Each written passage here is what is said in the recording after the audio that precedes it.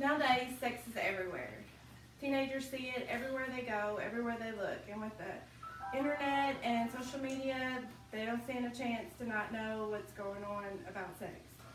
Now, I want my children to be safe, and I want to teach them safe things. I don't want them to be hurt, but I don't want them to do irresponsible things. But I want them to know that if they choose to be reckless, they know what to do. And I believe that abstinences is the safest way to do, but I also would like for them to know what to do in case they choose not to go with abstinence. There are some problems in America nowadays. Teen pregnancy is one of the biggest ones. The CDC shows that in 2014, 249,078 babies were born to mothers that were the ages of 15 to 19 years old. Now that number might not seem like a lot considering how many people are in the United States, but double that number. Count the mother, and then the people that are trying to help the mother, and it starts to add up. A lot of people are affected by teen pregnancy, even people that don't even know the teen. But in 2010, $9.4 billion taxpayer dollars were spent for increased health care and foster care for these babies and their mothers. These are babies having babies. Well, they should be considering what to do with their lives. They are now responsible for another life. 50% of high school girls who have babies don't receive a high school diploma by the time they are 22 years old, while 90% who don't have babies obtain their high school diploma. This in turn creates a cycle because studies have shown that low education, low income contributes to higher teen birth rates. In 2010, 77% of teen pregnancies were unplanned. 60 ended in live birth, 15 miscarriages, and 30 ended with abortions.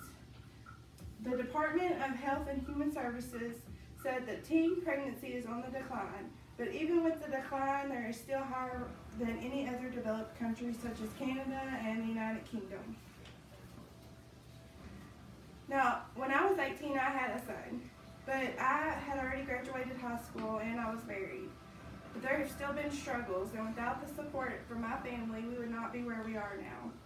And I know that everyone is not so lucky.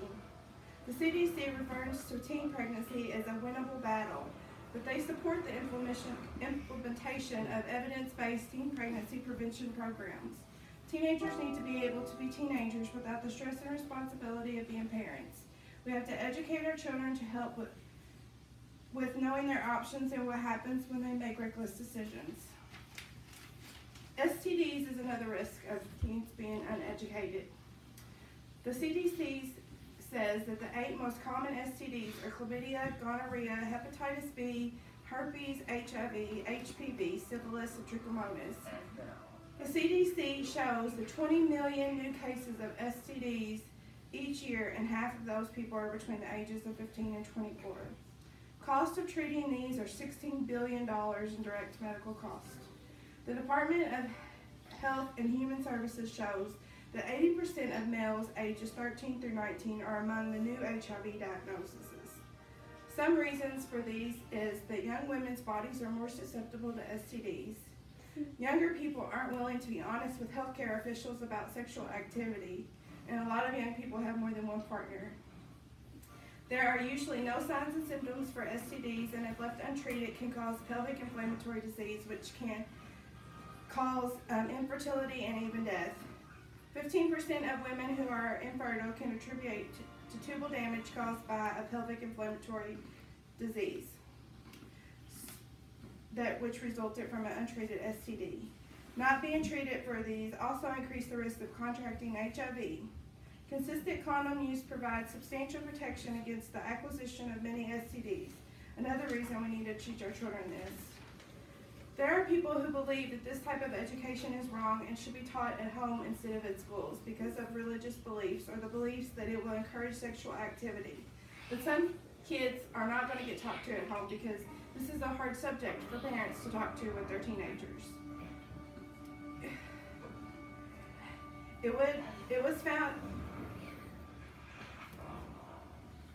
However, it was found by the World Health Organization that there is no evidence that comprehensive programs encourage sexual activity. But in studies that only teach abstinence shows that we're not effective as comprehensive classes that teach abstinence and safe sex practices.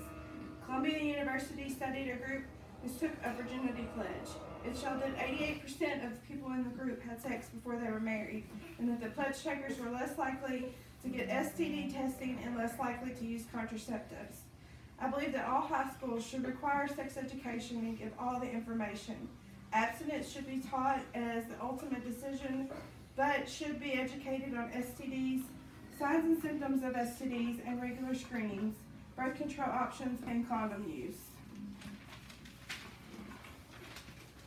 As a Christian, I hope that my children will follow the plan and save themselves for marriage.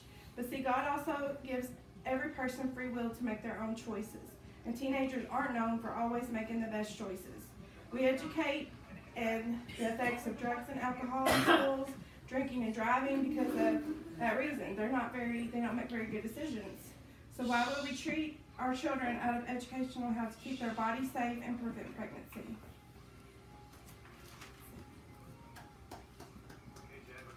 Whenever you're clapping, Tip. And you didn't be happy.